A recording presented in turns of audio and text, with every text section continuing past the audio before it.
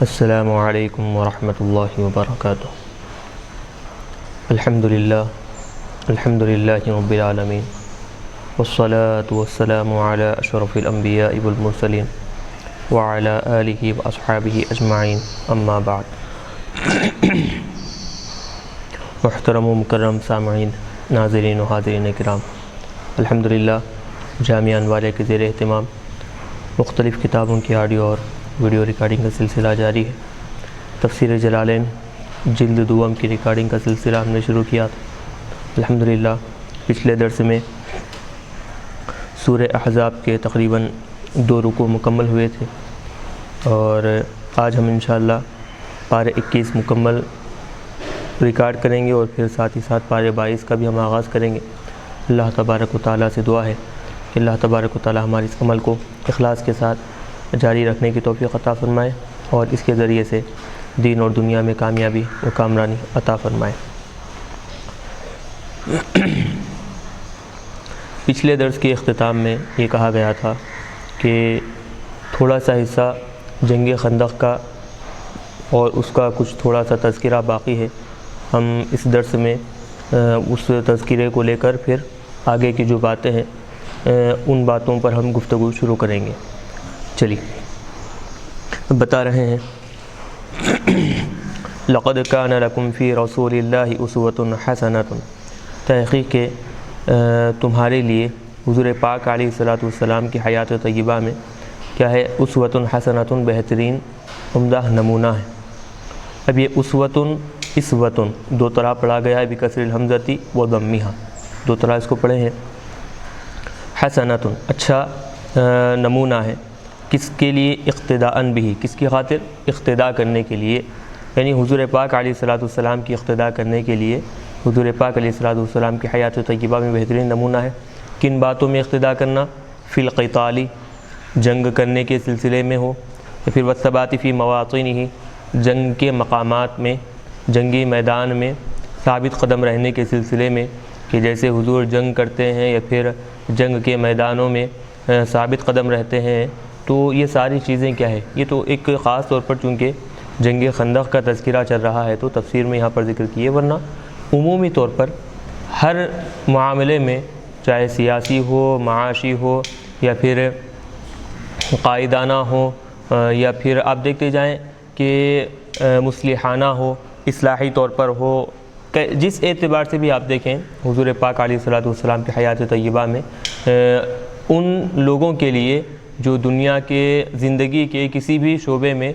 قدم رکھنا چاہتے ہیں، آگے بڑھنا چاہتے ہیں، تو ان کے لیے کیا ہے؟ بہترین نمونہ ہے۔ چلیے آگے بتا رہے ہیں، لمن کان،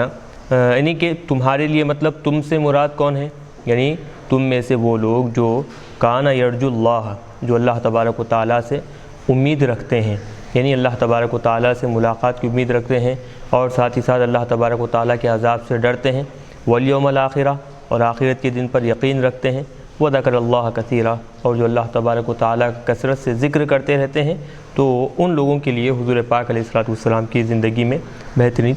نمونہ ہے۔ بخلاف من لیس کذلک، برخلاف ان لوگوں کے جن کے اندر یہ صفات نہیں ہیں، جو یہ کام انجام نہیں دیتے، تو ان لوگوں کے لیے حضور پاک علیہ الصلوۃ والسلام کی حیات طیبہ میں نمونہ اسوہ ہرگز نہیں ہے۔ کیوں؟ کیونکہ جو لوگ دین کے اصول کو، یعنی اللہ کی ذات پر ایمان لانا، اور اللہ تبارک و تعالیٰ کے عذاب سے ڈرنا، آخرت پر یقین رکھنا، اللہ کا ذکر کرنا، یہ دین کے اصول ہیں، تو اصل ہے دین کے۔ تو جو دین کے اصل جو ہے کہ جن کے بغیر آدمی ایمان میں داخل ہی نہیں ہوتا، تو جو آدمی ان چیزوں کی پرواہ نہیں کر رہا ہے، تو حضور پاک علیہ الصلوۃ والسلام کی حیات طیبہ کی کیا پرواہ کرے گا؟ حضور پاک علیہ الصلوۃ والسلام کی حیات طیبہ میں وہ کیا زندگی گزارے گا؟ تو بتا رہے ہیں اسی لیے کہ جو آدمی ان چیزوں کی پرواہ کرتا ہے، اللہ تبارک و تعالیٰ سے ڈرتا ہے، اور ساتھ ہی ساتھ آخرت کے دن پر یقین رکھتا ہے، اللہ کا کثرت سے ذکر کرتا ہے، تو اس آدمی کے لیے کیا ہے؟ حضور پاک علیہ الصلوۃ والسلام کی حیات طیبہ میں بہترین نمونہ ہے۔ چلیے پھر اب واقعہ خندق کی طرف توجہ پلٹا رہے ہیں۔ ولما رأى المؤمنون الاحزاب، منافقوں کا معاملہ کیا تھا؟ جب کفار کی جو جماعتیں دیکھی گئیں، جب مختلف مقامات سے الگ الگ حصوں سے الگ الگ کناروں سے مدینے کے کفار حملہ کرنے لگے تو اس وقت منافقوں کے قدم کیسے ڈگمگائے اور پھر کیسے وہ لوگ ہمت ہار گئے وہ بتا دی۔ اب ایمان والوں کا معاملہ کیا تھا ایسے حالات میں بتا رہے ہیں۔ وَلَمَّا رَأَى الْمُؤْمِنُونَ الْأَحْزَابَ، اور جب ایمان والے احزاب یعنی کافروں کی جماعتوں کو دیکھے تو قالوا، تو وہ برملا کہنے لگے هَذَا مَا وَعَدَنَا اللَّهُ وَرَسُولُهُ، یہی وہ چیز ہے کہ جس کا ہم سے اللہ اور اس کے رسول وعدہ کیے ہیں، یعنی یہ بات ہونے سے پہلے اللہ اور اس کے رسول ہم کو بتا دیے ہیں کہ اللہ تبارک و تعالیٰ ایک حالت تم پر ایسی طاری کرے گا، ایسی لائے گا کہ تمہاری اس وقت آزمائش ہوگی، من الابتلاء والنصر، آزمائش کے سلسلے میں اور مدد کے سلسلے میں۔ یہاں پر دراصل ایمان والوں کو ان کی ایمان کی آزمائش کی جائے گی، تو ایمان والے جب ان کے سامنے یہ کافروں کا یہ معاملہ ظاہر ہوا، کہنے لگے کہ یہ بات حضور پاک علیہ الصلوۃ والسلام نے ہم سے پہلے سے ہی کہی تھی، اور پھر ہم کو پہلے ہی اس بات کی اطلاع دے دی تھی کہ ایسے حالات میں کیا ہے تم کو آزمایا جائے گا، تمہارے ایمان کا امتحان لیا جائے گا، تو ایسی صورت میں تم صبر کا دامن تھامے رکھنا، یقینا اللہ تبارک و تعالیٰ کی مدد آئے گی۔ تو یہ جو وعدے اللہ اور اس کے رسول کیے تھے، وصدق اللہ ورسولہ، اللہ اور اس کے رسول کیا ہے اپنے کیے ہوئے وعدے سچے کیے ہیں۔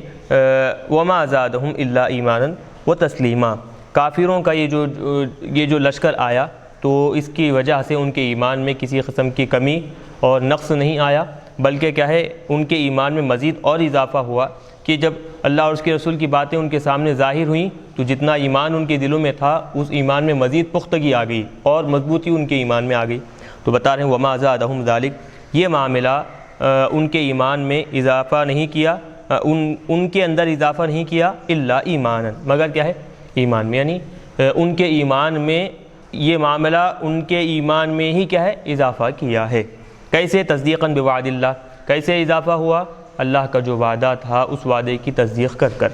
اللہ کا وعدہ تھا کہ مدد آئے گی، آزمائش ہوگی، تو وہ وعدہ جب انہوں نے دل سے تصدیق کر لیا ہے اس وعدے کو تو ایمان میں مزید اضافہ ہوا۔ وتسلیما لامرہ، اور اللہ تبارک و تعالیٰ کا جو حکم تھا اس پر عمل کرتے ہوئے، اس حکم کو بجا لاتے ہوئے، اس حکم کو تسلیم کرتے ہوئے، قبول کرتے ہوئے، یہ ساری کی ساری چیزیں کیا ہے ان کے ایمان میں مزید اضافہ کی۔ چلیے آگے بتا رہے ہیں من المؤمنین رجال صدقوا ما عاہدوا اللہ علیہ، کہ ایمان والوں میں سے بعض لوگ ایسے ہیں کہ جو اللہ تبارک و تعالیٰ سے جو وعدہ کیے ہیں وہ لوگ کیا کرتے ہیں اس وعدے کو سچا کر دکھاتے ہیں، پورا کرتے ہیں۔ من المؤمنین رجال، ایمان والوں میں سے بعض وہ ہیں صدقوا، جو سچا کر دکھائے، ما عاہد اللہ علیہ، جو اللہ تبارک و تعالیٰ کے پاس اللہ سے جو وعدہ کیے تھے۔ کیا وعدہ تھا؟ من الثبات مع النبی صلی اللہ علیہ وسلم، حضور پاک علیہ الصلوۃ والسلام کے ساتھ ہمیشہ ہر مقام میں، خاص طور پر میدان جنگ میں حضور کا ساتھ چھوڑ کر نہیں جائیں گے، بلکہ حضور کے ساتھ کیا ہے ثابت قدم رہیں گے، ڈٹ کر حضور کے ساتھ ہم مقابلہ کریں گے۔ یہ جو اللہ سے وعدہ کیے تھے انہوں نے وہ وعدہ کیا ہے پورا کیا۔ فمنہم من قضى نحبہ، اب ان ایمان والوں میں سے بعض وہ ہے کہ جو اپنے بات کو مکمل کر چکے ہیں، قضا نحبہ، اپنی بات کو مکمل کر چکے ہیں، یعنی ما آتا، یا تو وہ کیا ہے انتقال ہو گئے ہیں بعض ان میں کے، او قتل فی سبیل اللہ، یا اللہ کی راہ میں کیا ہے شہید ہو گئے ہیں، تو بعض یعنی شہید ہو کر اپنی عمر کو وہ لوگ ادا کر دیے ہیں، یعنی ان کو عمر مکمل ہو چکی ہے، بعض انتقال ہو گئے بعض ان میں سے، اور بعض کیا ہے اللہ کی راہ میں شہید ہو گئے ہیں۔ ومنہم من ينتظر ذلک، اور ان میں سے بعض وہ ہیں جو شہادت کا انتظار کر رہے ہیں، اللہ تبارک و تعالیٰ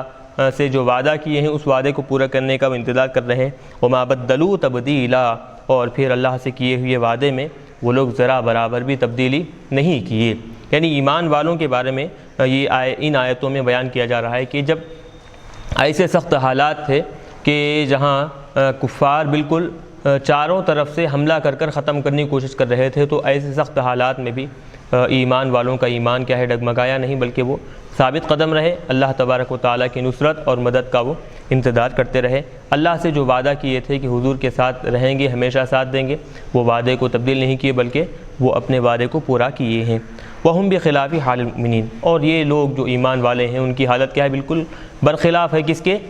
منافقین کی حالتوں کے۔ منافقین کیا ہے؟ جیسے پہلے بتایا گیا ان کے قدم پہلے سے ڈگمگا گئے۔ پہلے تو وہ لوگ شریک ہی نہیں ہونا چاہتے تھے، لیکن دکھاوے کے طور پر لوگوں میں یہ بھی کیا ہے جنگ میں شریک ہوئے ہیں یہ بتانے کے لیے جنگ میں شریک ہوئے تھے۔ پھر اس کے بعد جب حالات بہت زیادہ سخت ہونے لگے تو کیا کیے کہ بعض تو پیٹ پلٹا کر بھاگنے لگے، بعض حضور کے پاس آ کر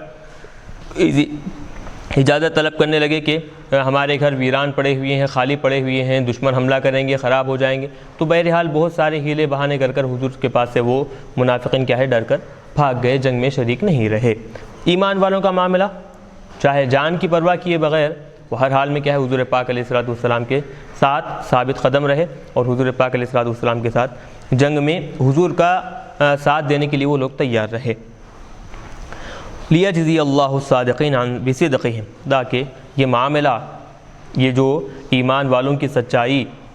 جو ایمان والے حضور پاک علیہ الصلوۃ والسلام کے ساتھ ثابت قدم رہے اور اللہ سے کیا ہوا وعدہ وہ جو پورا نبھائے ہیں، کیوں؟ لیجزی اللہ الصادقین بصدقہم، تاکہ اللہ تبارک و تعالی سچے لوگوں کو ان کی سچائی کا پورا بدلہ عطا فرمائے۔ یہ ساری چیزیں اللہ نے ایمان والوں کے ساتھ ظاہر فرمائی ہیں۔ وَيُعَذِّبُ الْمُنَافِقِينَ إِن شَاءَ، اگر اللہ تبارک و تعالیٰ چاہے منافقوں کو عذاب دے گا۔ کیسے عذاب دے گا؟ بِأَن يُمِيتَهُمْ عَلَى نِفَاقِهِمْ، اس طور پر کہ اللہ تبارک و تعالیٰ ان کو ان کے اپنے نفاق پر، یعنی اسی حالت میں بغیر توبہ کی توفیق دیے کہ ان کو ویسے ہی ختم کر دے گا، موت دے دے گا۔ او یتوب علیہم، یا پھر اللہ تبارک و تعالیٰ اگر ان کو توبہ کی توفیق دے تو اللہ تبارک و تعالیٰ کیا ہے ان کو توبہ قبول فرمائے گا اگر چاہے تو، یعنی یہ بھی مشیت پر، اللہ کی مشیت پر چھوڑ دیا گیا ہے کہ اگر منافقوں کا معاملہ بھی ہے کہ اگر اللہ چاہے تو ان کو توبہ کی توفیق دے گا اور توبہ قبول کرے گا، یا نہیں تو ان کو ویسی ہی حالت میں ختم کر کر پھر اس کے بعد ان کا جو بڑا انتہائی نہایت دردناک جو انجام ہے، جہنم کی جو سب سے اخیر گڑھے میں جو منافقوں کو ڈالا جائے گا تو وہاں پر ان کا مقام بنا کر رکھا گیا ہے۔ ان اللہ کان غفورا لمن تاب رحیما بہ، بے شک اللہ تبارک و تعالیٰ جو آدمی توبہ کرتا ہے تو اس کو بخشنے والا ہے، رحیما بہ، اور جو توبہ کرتا ہے تو اللہ تبارک و تعالیٰ اس پر مہربان ہے، اس پر رحم کرتا ہے۔ چلیے یہاں تک ہی تو اب واقعہ جنگ خندق کا جو واقعہ بیان کیا گیا تھا، پہلے منافقوں کی حالت، پھر اس کے بعد ایمان والوں کی حالت۔ تو اب تین پہلو وہاں پر دیکھنے کے تھے، ایک تو منافقوں کا پہلو، ایک مومنین کا، مسلمانوں کا، تیسرا کفار کا۔ تو منافقوں کی کیا حالت تھی وہ بتا دی، ایمان والوں کی کیا حالت تھی وہ بتا دی۔ اب یہ جو کفار ہے ان کی کیا حالت ہے، اب وہ لوگ اپنی کوشش میں کہاں تک کامیاب ہوئے بتا رہے ہیں۔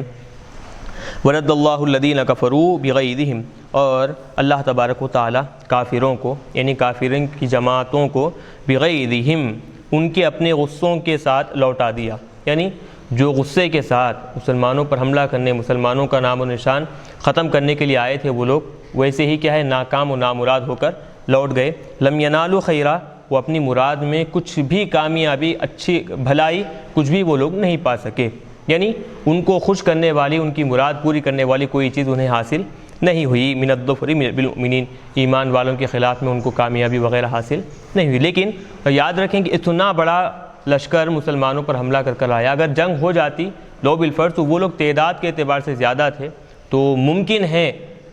ہے کہ وہ لوگ اپنی طاقت اور قوت کے بلبوتے پر غالب آ سکتے تھے، لیکن یہاں تو معاملہ ہی بالکل الٹا ہو گیا کہ اللہ تبارک و تعالیٰ نے ان کو ایسا ناکام و نامراد کیا کہ ان کے جنگی سامان ہونے کے باوجود، تعداد میں زیادہ ہونے کے باوجود بھی وہ لوگ کیا ہے جنگ میں ناکام، اپنے مقاصد میں ناکام اور نامراد ہو کر واپس لوٹ کر چلے گئے۔ وَكَفَى اللَّهُ الْمُؤْمِنِينَ الْقِتَالَ، ایمان والوں کی طرف سے اللہ تبارک و تعالیٰ ہی جنگ کرنے کے لیے کافی ہو گیا، یعنی بالریح والملائکۃ، جیسے کہ ٹھنڈی ہوا بھیج کر اور فرشتوں کو بھیج کر۔ وَكَانَ اللَّهُ قَوِيًّا عَلَىٰ ایجاد مَا يُرِيدُهُ، اللہ تبارک و تعالیٰ جو چیز چاہتا ہے، اس کا ارادہ کرتا ہے، اس کو وجود بخشنے میں اللہ تبارک و تعالیٰ طاقتور ہے، قوت والا ہے۔ عزیزاً غالباً علی امرہ، اپنے حکم پر اللہ تبارک و تعالیٰ کیا ہے بالکل غالب آنے والا ہے۔ چلیے اب ہوا کیا تھا، اب وہ چونکہ مختصراً بیان کیے تھے ہم، ایک چونکہ یہ بات سمجھنے کے لیے ضروری ہے، جنگ جو خندق وغیرہ کھودی گئی تھی تو تقریباً کئی دنوں تک دونوں کے درمیان وہی سلسلہ رہا، مسلمان مدینے کی سمت رہے، درمیان میں خندق، پھر اس کے بعد کفاروں کا لشکر ہے، اور پھر دوسری سمت بنو کیا ہے قینقاع، اور دوسری سمت دیکھیں کہ غطفان جو وہ قبیلہ ہے، اور ساتھ ہی ساتھ بنو قریظہ ہے، بنو نذیر ہے، تو یہ سارے کے سارے لوگ کیا ہے حملہ کرنے کے لیے آئے تھے۔ لیکن ہوا کیا، جنگ کسی بھی سمت سے کیا ہے نہیں ہوئی، پتھروں کی بارش ہوئی، پتھر برساتے گئے اور پھر تیروں کی بارش ہوئی۔ پہلا جو تیر پھینکا گیا تھا وہ ان مشرکین کی طرف سے، دشمنان اسلام کی طرف سے پھینکا گیا تھا، تو جواب میں پتھروں کی بارش ہوئی وغیرہ وغیرہ۔ ایک مقام پر خندق تھوڑی سی کیا ہے اس کا جو آقا علیہ الصلوۃ والسلام بتائے تھے، تو وہ خندق کا تھوڑا سا حصہ کم تھا، تو دشمن کیا کیا کہ گھوڑے کو، جو بڑا طاقتور سمجھا جاتا تھا جسے، کہ گھوڑے کو اچکا کر بالکل کیا ہے اچھال کر اس سمت میں یعنی مسلمانوں کی سمت میں داخل ہو گیا، اور حضرت علی رضی اللہ تعالیٰ عنہ کو صحابہ کو اصل تو پکارنے لگا اور پھر اپنی جمع مردی کا اظہار کرنے لگا، تو حضرت علی آگے بڑھے اور فوری طور پر کیا ہے اس کے گھوڑے کے پیر کو مارتے ہی وہ زمین پر گرا اور وہیں کا وہیں وہ ختم ہو گیا۔ اور ایک آدمی ویسے ہی کود کر چھلانگ لگا کر گھوڑے کے ساتھ جانے لگا، تو وہ گھوڑا کیا ہے سیدھا خندق کے اندر جا کر گرا، اس آدمی کی گردن ٹوٹ گئی اور پھر وہیں کا وہیں مر گیا۔ تو بہرحال جنگ زیادہ نہیں ہوئی، کئی دنوں تک وہ لوگ انتظار میں تھے، تیروں کی بارش ہوتی رہی کہ موقع ملتے ہی فوری طور پر حملہ کریں گے، لیکن اللہ تبارک و تعالیٰ کیا کیے، دو چیزیں وہاں پر بھیجے۔ ایک تو سردی کا موسم تھا، ٹھنڈی ہوائیں اللہ تبارک، انتہائی سرد ہوائیں اللہ تبارک و تعالیٰ وہاں پر بھیجے ان کو، اس کی وجہ سے وہ لوگ پہلے ہی گھبرا گئے۔ اور دوسری چیز، فرشتوں کو اللہ تبارک و تعالیٰ بھیجا ایمان والوں کے صف میں شامل ہونے کے لیے، لیکن فرشتے جنگ وغیرہ نہیں کیے، نہ صحابہ جنگ کیے، صرف صف میں شامل ہونے کے لیے بھیجا گیا تھا۔ بہرحال کئی دنوں کے بعد جتنے قبیلے مل کر آئے تھے، ایک ایک قبیلے کی ہمت اب ٹوٹنے لگی، لہٰذا ایک ایک کر وہ پورے کے پورے کیا ہے واپس پلٹ کر چلے گئے۔ تو جیسے ہی یہ لوگ واپس پلٹ کر چلے، ہم نے پھر بتا رہا ہوں کہ ہم نے جو واقعہ بیان کیا ہے زیادہ تفصیلی نہیں بلکہ مختصر واقعہ بیان کیا ہے۔ مزید واقعے کی اگر وضاحت کے ساتھ اگر آپ اس کو معلوم کرنا چاہتے ہیں تو سیرت کی کتابیں یا پھر تاریخ کی جو کتابیں ہیں ان کتابوں کا آپ مطالعہ کریں، یقیناً آپ کے علم میں مزید اضافہ ہوگا۔ تو یہاں پر جو اپنی تفسیر کے لیے جتنا مناسب ہے میں اس کو مختصر کر اس کو ظاہر کیا ہوں۔ تو بہرحال اب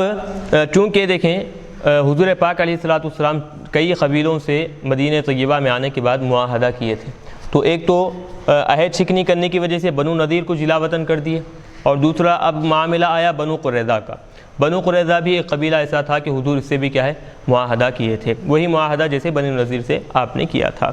پھر معاملہ یہ ہوا کہ جب دشمنان اسلام مسلمانوں پر حملہ کر رہے تھے تو اس وقت معاہدے کے اعتبار سے بنو قریظہ مسلمانوں کے ساتھ شریک ہونا تھا، لیکن بنو قریظہ مسلمانوں کے ساتھ شریک نہیں ہوئے تھے، اپنے مقام پر بالکل رکے رہے تھے۔ تو حضور پاک علیہ الصلوۃ والسلام جیسے ہی وہ جنگ خندق کا معاملہ ختم ہوا، پھر جب واپس آ کر سارے کے سارے صحابہ، چونکہ کئی دنوں تک مسلسل وہ کام جاری ہوا تھا تو تھکان بھی سارے صحابہ کو تھی، تو حضرت جبرائیل امین علیہ الصلوۃ والسلام آئے اور عرض کرنے لگے یا رسول اللہ آپ اپنا جنگی سامان اتار دیے ہیں؟ تو حضور نے کہا کہ جنگ ختم ہو گئی ہے، سامان اتار دیے ہیں۔ تو حضرت جبرائیل نے کہا کہ یا رسول اللہ ابھی جنگ ختم نہیں ہوئی، بلکہ اللہ تبارک و تعالیٰ کا حکم ہے کہ بنو قریظہ کی طرف آپ متوجہ ہوں، ان سے جنگ کریں۔ چنانچہ حضور پاک علیہ الصلوۃ والسلام نے عرض کیا کہ صحابہ تھکے ہوئے ہیں، تو حضور نے عرض کی، حضرت جبرائیل نے کہا کہ یا رسول اللہ فرشتوں کا لشکر ابھی نہ ہتھیار ڈالا ہے نہ اپنا جنگی سامان اتارا ہے، لہٰذا اللہ تبارک و تعالیٰ کا حکم ہے کہ فوری طور پر آپ بنو قریظہ کی طرف چلے جائیں۔ چنانچہ صحابہ اکرام علیہم رضوان کو لے کر حضور بنو قریظہ کی طرف متوجہ ہوئی۔ بنو قریظہ کی طرف جب آقا علیہ الصلوۃ والسلام گئے تو بنو قریظہ سارے کے سارے اپنے آپ کو کیا ہے قلعے میں بند کر لیے، اور پھر مسلسل بتایا جاتا ہے کہ وہاں پر بھی کئی دنوں کا محاصرہ کیا گیا۔ جب حضور پاک علیہ الصلوۃ والسلام چند لوگوں کو وہاں بھیجے تو بنو قریظہ اندر سے حضور کو گالیاں دینے لگے، اعوذ باللہ من ذالک، گالیاں دینے لگے، حضور کے لیے یہ مناسب نہیں تھا۔ تو حضور پاک علیہ الصلوۃ والسلام نے حکم دیا کہ ان کا جو قلعہ تھا، جس قلعے کے اندر وہ محفوظ تھے، اندر موجود تھے، محاصرہ کرنے کا حکم دیا گیا۔ بالآخر بہت زیادہ جب نوبت آئی، اس کے علاوہ کوئی چارہ نہیں ہوا، تو آقا علیہ الصلوۃ والسلام آخر میں کیا کیے کہ ایک بڑے بزرگ حضور کے لیے کیا مناسب نہیں تھا؟ وہ جو بنو قریظہ قلعے میں رہ کر جو حضور کو گالیاں دے رہے تھے، تو یہ حضور کے شائن شان نہیں تھا، حضور کے لیے مناسب نہیں تھا کہ لوگ حضور کی شان میں گستاخی کریں، حضور کو گالیاں دیں۔ یہ ہرگز مناسب بات نہیں ہے۔ تو حضور پاک علیہ السلام اس کے بعد حکم دیا کہ قلعے کا محاصرہ کر لیں۔ پھر آخر ہوا کیا کہ فیصلہ کرنے کے لیے کسی ایک صاحب کو مقرر کیے، وہ صاحب نے فیصلہ کیا کہ جتنے بنو قریظہ ہیں ان میں کے جتنے مرد حضرات ہیں ان کو ختم کر دیا جائے، اور ان کے جتنے خواتین ہیں یا پھر بوڑھے بچے ہیں ان کو کیا ہے غلام بنا لیا جائے۔ تو چنانچہ اسی فیصلے کے مطابق عمل کیا گیا۔ اب وہ تذکرہ بنو قریظہ کا جو معاملہ ہے یہاں پر اب یہاں سے وہ شروع ہو رہا ہے۔ وَأَنزَلَ الَّذِينَ ظَاهَرُوهُم مِّنْ أَهْلِ الْكِتَابِ، اور پھر مِن سَيَاسِيهِم، چلیے اہل کتاب میں سے، یعنی اہل کتاب سے مراد یہاں پر بنو قریظہ، جو لوگ ان کافروں کی مدد کیے، ظاہروہم ای عاونوہم، کافروں کی جو مدد کیے ان لوگوں پر اللہ تبارک و تعالیٰ نے اتارا۔ کہاں سے؟ من سیاسیہم، سیاسین سیستن کی جمع ہے، حصونہم، ان کے قلعوں کے اندر، وہو ما یتحسن بہ، یعنی وہ ہر ایسی چیز کے جس سے کیا ہے حفاظت حاصل کی جا سکے، اس کو کیا کہتے ہیں؟ سیستن جمع سیاسین، سیاسی کہا جاتا ہے، سیستن سیاسی، چاہے قلعہ ہو یا پھر بلند عمارت یا پھر محل ہو کہ جہاں لوگ اپنی جان کی حفاظت کر سکیں، اسے کہا جاتا ہے۔ تو بہرحال اہل کتاب یعنی بنو قریظہ جو ان کافروں کی مدد کیے تھے، چنانچہ اللہ تبارک و تعالیٰ کے حکم سے اللہ تبارک و تعالیٰ نے ان کے قلعوں کے اندر اتار دیا، اور پھر وَقَذَفَ فِي قُلُوبِهِمُ الرُّعْبَ، اور اللہ تبارک و تعالیٰ ان کے دلوں میں کیا ہے رعب، دبدبا، اور پھر حضور پاک علیہ السلام صحابہ کا خوف ان لوگوں کے دلوں میں ڈال دیا۔ ہوا کیا؟ فریقاً تقتلون، ان میں کی ایک جماعت کیا ہے، یعنی بنو قریظہ میں کی ایک جماعت حضور پاک علیہ السلام سے جنگ کرنے کے لیے تیار ہو گئی، وہم المقاتلہ وتأسرون فریقا، اور کیا ہے ان میں کی ایک جماعت کیا ہے وہ غلام بننے کے لیے تیار ہو گئی۔ مطلب یعنی جیسے فیصلہ جو کیا گیا کہ جو نوجوان تھے ان کو کیا کریں گے؟ قتل کر دیں گے، اور جو کمزور ہیں خواتین ہیں ان کو کیا ہے غلام بنا دیں گے۔ تو ایسا فیصلہ وہاں پر کیا گیا۔ تو چنانچہ اس فیصلے کے مطابق عمل کر جو نوجوان تھے ان کو ختم کر اور پھر جو بوڑھے تھے یا پھر کمزور تھے ان کو کیا ہے غلام بنا دیا گیا۔ وَأَوْرَثَكُمْ أَرْضَهُمْ وَدِيَارَهُمْ، اب اللہ تبارک و تعالیٰ ایمان والوں کی طرف کلام کو پلٹا رہے ہیں کہ اللہ تبارک و تعالیٰ نے کیا کیا؟ تم کو ان کے زمین کا، وَدِيَارَهُمْ، اور ان کے گھروں کا، وَأَمْوَالَهُمْ، اور ان کے مالوں کا اللہ تبارک و تعالیٰ نے تم کو وارث بنایا، وَأَرْضًا لَمْ تَطَئُوهَا، اور ایسی زمین کا تم کو وارث بنایا کہ جس زمین میں آج تک تم گئے نہیں تھے، لم تطئوها، روندے نہیں تھے، بعد، یعنی ایک تو وہ زمین کیا ہے دور تھی، اور ساتھ ہی ساتھ اس کے بعد یعنی مسلمان جو ہے اس سے پہلے اس زمین کو کبھی روندے نہیں تھے، کبھی وہاں پر نہیں گئے تھے، اور وہ کون سی زمین ہے؟ وہی خیبر، وہ کیا ہے خیبر کی زمین تھے۔ اخیدت بعد قریظہ، تو کیا ہے وہ بنو قریظہ کے بعد وہ زمین کیا ہے لے لی گئی تھی، اور پھر وہ زمین مسلمانوں کے حوالے کر دی گئی۔ وَكَانَ اللَّهُ عَلَىٰ كُلِّ شَيْءٍ قَدِيرًا، اور پھر اللہ تبارک و تعالیٰ ہر چیز پر کیا ہے قادر ہے، قدرت رکھتا ہے۔ ہاں اب دیکھیں جو یہاں پر بات سمجھنے کے قابل ہے، جو بتا رہے ہیں کہ بعد قریظہ آئی،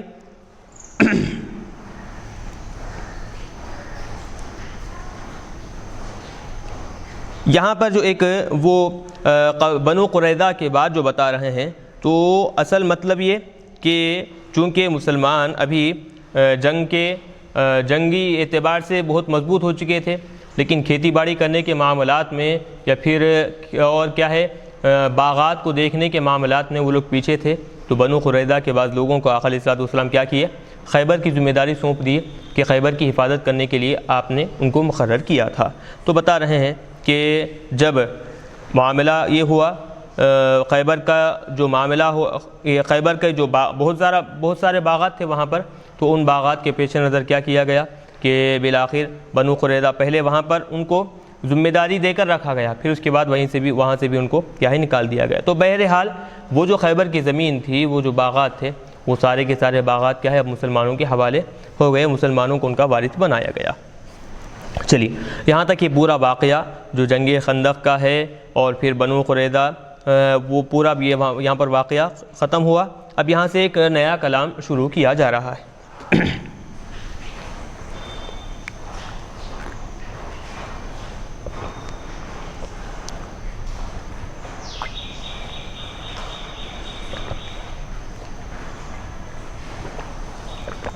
چلیے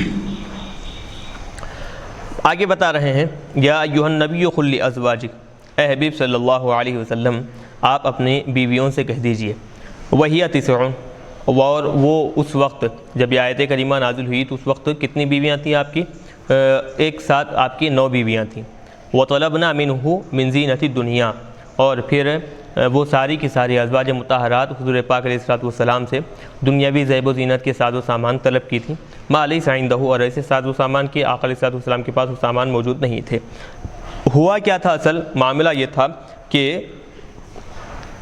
چونکہ اسلام دن بدن پھیلتا جاتا تھا، مسلمانوں کو دن بدن کیا ہے فتوحات حاصل ہو رہی تھیں، ان فتوحات میں مسلمانوں کو بہت زیادہ فائدہ ہوا مال غنیمت کے ذریعے سے۔ تو جو مسلمانوں کی جو بیویاں تھیں جو پہلے خستہ حالت میں تھیں، اب کیا ہے مال غنیمت ان کو ملنے کی وجہ سے آہستہ آہستہ ان کی زندگیوں میں خوشحالی آنے لگی، اور پھر جو تنگ دستی تھی وہ تنگ دستی ان سے دور ہونے لگی، اور پھر کیا یوں سمجھیں کہ بڑے ہی خوش انداز میں اور پھر زیب و زینت کے ساتھ وہ لوگ زندگی گزارنے لگے۔ اب ادھر رہے ازواج مطہرات کا معاملہ، تو حضور پاک علیہ الصلوۃ والسلام کیا ہے 6 مہینے میں سال میں ایک مرتبہ کیا ہے ان سب کا نان نفقہ دے دیا کرتے تھے۔ تو مسلمان خواتینوں کو دیکھ کر، ان کے عیش و عشرت کو دیکھ کر امہات المؤمنین حضور پاک علیہ الصلوۃ والسلام کے سامنے آئے، آ کر عرض کرنے لگے کہ یا رسول اللہ آپ کیا کیجئے کہ ہمارا جو نان نفقہ ہے آپ اس کو بڑھا دیجئے۔ تو یہ بات کیونکہ اور ایسی بہت ساری باتیں امہات المؤمنین حضور پاک علیہ الصلوۃ والسلام کے سامنے کی تھیں، اور حضور کے پاس اس وقت کوئی مال موجود نہیں تھا، تو حضور پاک علیہ الصلوۃ والسلام کو یہ بات سخت ناگوار گزری، تو اللہ تبارک و تعالیٰ نے فوری طور پر آیت کریمہ اتاری کہ حبیب صلی اللہ علیہ وسلم آپ اپنے ازواج مطہرات سے کہہ دیجئے ان کنتن تریدن الحیات الدنیا، اگر وہ دنیاوی زندگی چاہتے ہیں، دنیاوی زیب و زینت، ان کی عیش و عشرت چاہتے ہیں، وزینتہا فتعالین، تو آپ کہہ دیجئے کہ تم آ جاؤ، امتعکن، میں تم کو کیا ہے فائدہ پہنچاتا ہوں، یعنی فائدہ پہنچاتا ہوں مطلب یعنی کہ میں تم کو طلاق دے دیتا ہوں، تم آزاد ہو جاؤ، اس کے بعد تم اپنی پسند کے مطابق دنیاوی عیش و عشرت میں جیسے تم چاہو زندگی گزار لینا۔ وَأُسَرِّحُكُنَّ سَرَاحًا جَمِيلًا، اور میں تم کو کیا ہے بغیر کسی نقصان کے میں تم کو آزاد کرتا ہوں، ای اُطَلِّقُكُنَّ مِنْ غَيْرِ ضَرَارٍ، بغیر کسی نقصان کے میں کیا ہے تم کو طلاق دے دیتا ہوں۔ کب؟ اگر تم دنیاوی زندگی چاہتی ہو اور اس کی زیب و زینت چاہتی ہو تو۔ وَإِن كُنتُنَّ تُرِدْنَ اللَّهَ وَرَسُولَهُ، اور اگر تم دنیا اور اس کی عیش و عشرت کے مقابلے میں اللہ اور اس کے رسول کو چاہتی ہیں، وَالدَّارَ الْآخِرَةَ، اور دار آخرت یعنی آخرت کی اگر تم طلبگار ہیں، ای جنت کے طلبگار ہے، تو فَإِنَّ اللَّهَ أَعَدَّ لِلْمُحْسِنَاتِ مِنْكُنَّ أَجْرًا عَظِيمًا، تو بے شک اللہ تبارک و تعالیٰ تم میں سے جو نیکیاں کرنے والی ہیں، نیک و کار ہیں، آخرت کا ارادہ کرتی ہیں، اللہ کے راضی کرنے کے لیے کام کرتی ہیں، تو اللہ ان کے لیے کیا کیا ہے اجراً عظیمہ، بڑا اجر تیار کر رکھا ہے جنت کی شکل میں۔ چنانچہ جب یہ آیت کریمہ نازل ہوئی فاخترنا الآخرۃ علی الدنیا، وہ ساری کی ساری امہات المؤمنین کیا ہے دنیا کے مقابلے میں آخرت کو ترجیح دی، آخرت کو اختیار کی۔ چلیے تو اب اس آیت میں دیکھیں کہ حضور پاک علیہ الصلوۃ والسلام کی شان میں کوئی بھی گستاخی کرے یا پھر کسی بھی طرح حضور پاک علیہ الصلوۃ والسلام کو